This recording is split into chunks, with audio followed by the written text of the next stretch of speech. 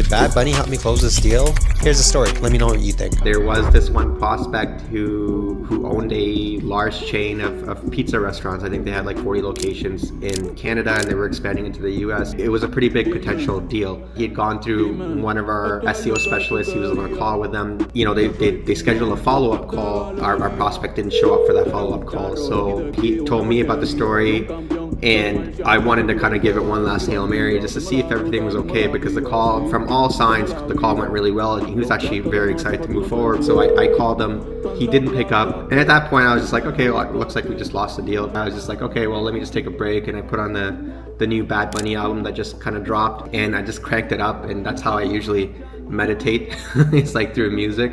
And then the phone rings, and it was him. And at this point, like, the music was really, really loud, and I obviously needed to turn off the music before I picked up the phone call, and I couldn't find the remote at all. So I'm like frantically searching for the remote. Also at the same time, I didn't want to miss his call. So it was like the third ring, fourth ring. I'm like, okay, this guy, like, I gotta pick up this phone right now. Picked it up, and then the music is like blaring in the background at this point. Nothing I can do about this. It's like, oh, hey, how you doing? This is Zarar, from Awkward Media. Just wanted to check in. I talked through some of his concerns there, and by the end of the call, I just kind of asked him, like, hey man, are you ready to move forward?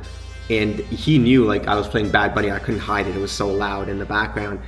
He's like, yeah, maybe, but I have one last question for you. And I'm like, okay, what's that? He's like, what do you think of Bad Bunny's new album?